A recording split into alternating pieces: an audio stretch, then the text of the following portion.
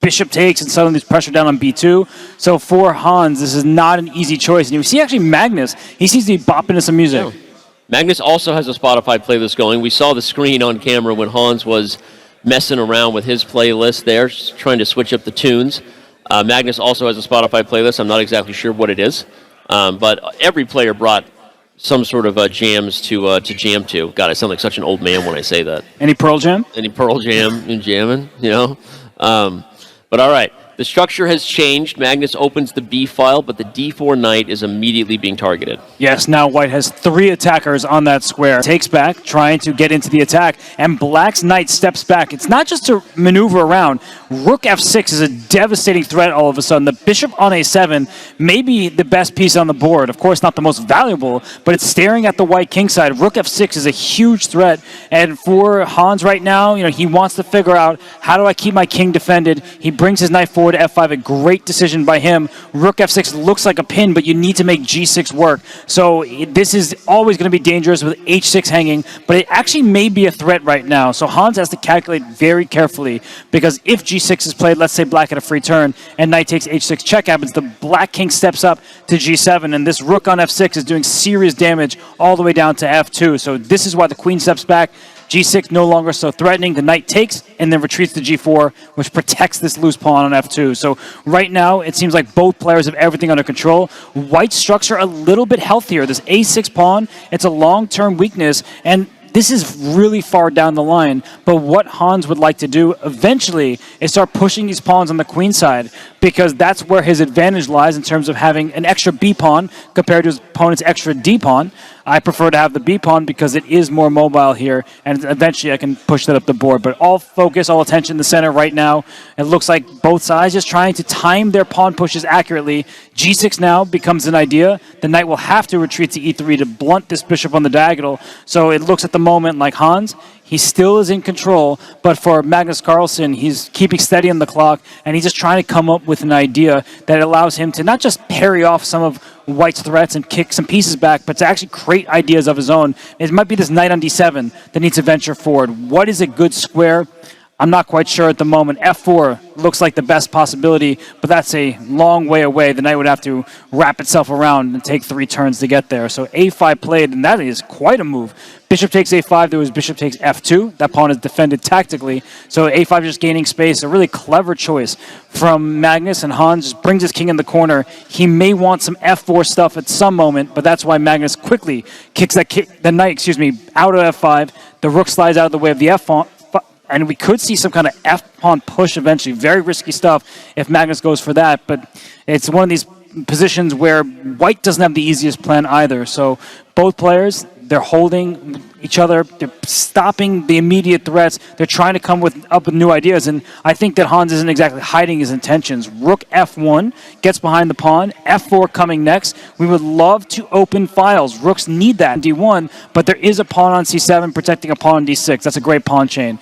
F4, on the other hand, makes that rook on F1 look very powerful, spying all the way down to F7. That is a weak point in Black's setup. So right now, we see what Hans wants to do.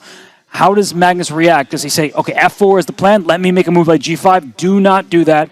It's just stopping the one-move idea. It's actually weakening way too many squares. So it looks like here, with the trade, we have knight against bishop, and now G5, because they're weak light squares, but only a dark square bishop. Bishops are stuck inherently to their color complex. That F5 square, you would love to bring that bishop around. I can do that with my mouse, but unfortunately for Hans, he can't do that with his bishop. It is stuck on the dark squares. You can weaken the light squares if your opponent can't access them, right? That's what Magnus does at the right time. Appreciate you carrying their partner. So as I talk, will you move your lips so that it sounds like my voice is coming out of your mouth? For this? Oh, there we go. That was fun. All right. Well, here we go. We got an equal position. Ooh, Magnus going to keep it closed, but at the expense of the D6 pawn. He doesn't like that D6 pawn today. He's made it weak several times. He made it weak, but it's not that easy to attack. And this knight B8, knight C6, knight D4 would be the idea. But knight B8 walks into queen takes C5. So watch out. When there's a pin down a file, you have to see what happens when the piece in between gets out the way. So queen takes C5 is in the air if this knight were to move.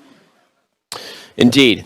Okay, move G3. I like that move because the king side for Black is potentially open, just like Magnus launched an attack against Hans from this same game when he was Black. If Hans could play F4 here, open up the F file, and somehow create some diagonals for that bishop on c3, Magnus could live to regret that move g5. But that's why he lined up his queen and his rook. He's saying, please go f4. Your e4 pawn will be an immediate target. And it won't really be a target. It'll just be scooped off the board. And knight b8 played. The engine reacts a little bit, but I'm actually ignoring the evaluation bar completely because this is such a complex position. The players have no idea who's better here. But this knight wants to be better placed and hop in this d4 square, just blockading white's potentially double rooks in the d file before the rook on f1 even gets there. Yeah, if that knight gets to d4, you've highlighted it a couple times now, the game changes, and at least black's losing chances probably go away, right? So Hans wants to do something before Magnus fully coordinates and kind of reunites the clans. Does he risk f4 while that knight is a little bit out of the way? I think that's just playing to lose. This e4 pawn is too loose in many of these positions. I know that it opens diagonals, so there is something to fear if you are Magnus Carlsen, but I just think it's taking too much risk. Right now, the position does remain closed. The issue with closed positions, though, in the long term is knights outclass bishop, so I think that Hans has a difficult choice right now, whether to push for f4, play for the idea of f4. He brings his rook into d5, but knight c6 now seems to be the optimal reply. Just get that pony into the position. I was going to say, what's his follow-up to knight to c6? You don't really want that rook to get trapped there, although in theory, if you take on d4 with the bishop, that rook isn't trapped, right? It gets some sort of new life, whether toward the king side or the queen side, depending on how black takes it. Yeah, you've got a rook that will open up if Magnus plays knight d4. And so Hans is kind of baiting Magnus here, inviting him to put the knight on the most obvious square and allow the rook-ending trade. And knight b4, by the way, attacks that rook, and that rook has nowhere to go. So it might have encouraged a capture on the b4 square, but instead we see the knight hop into d4. Bishop takes a5. It looks like a free pawn, but the black queen can even slide over to a7. You line them up, and that a2 pawn drops into the white king that's in trouble. So even a black push on the king side, you would think that with this kind of pawn structure, with e5 approaching a minute for Magnus, and Hans down to 49 seconds. Down to 49 seconds. You don't want to be in this spot against Magnus Carlsen. We've said it many times, and I'll say it again. He makes good chess moves fast. And so when you don't have a lot of clock, you don't have a lot of chances. But Hans plays rook c1, keeping up with him. He wants c5. That's obvious. Robert highlights it before I can say it. a3, maybe trying to create a pass b pawn. I like that move from Hans. But creating a passer in the b file will open up the a file. Queen b7 says you're not even playing b4 anyway, but c5 seems extra tempting. You're just trying to open your rooks, connect them, and go after what is an exposed black king side. But instead rook b1, so playing this a bit timidly. Maybe it's this decision-making is informed by the fact that he only has, well, now 27 seconds and the time is ticking. Rook f6 is a sneaky move. It opens up all kinds of tactical possibilities at the end of f2. It's one of those moves that doesn't look tricky at all in the moment, right? But that f2 pawn is weak. It's only guarded by the king, now the queen. So Magnus trying to set up the future possibility that Hans will blunder, which is the kind of thing Magnus does when his opponents get under time pressure. That's how you win games that you shouldn't win. And the lead on the clock is actually substantial at the moment. You see that black has about 35 seconds and white down to 13. So if you can find a tricky option, then Hans could be in trouble. But the position remains very close, and Hans is shuffling back and forth. Maybe a timely rook to the c-file to try to get a4 in, but that a5 pawn is actually keeping that rook on a8 honest, and I don't see how you make progress. Magnus sitting tight. He doesn't know why he played queen to b7. I think he just shook his head at his own move. He's like, why did I do that? Didn't read his list. Ooh, but now that allows d5, rook to b6 from Hans. What's going to happen? He takes e4. Oh, you can't do it. You take e4. Oh, wait.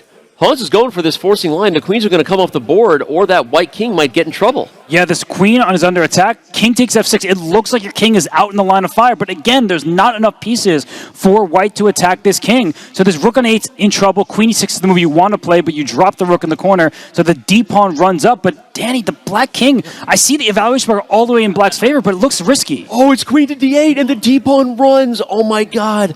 What a I was like, what is the move that would win there? Magnus Carlsen tends to find them.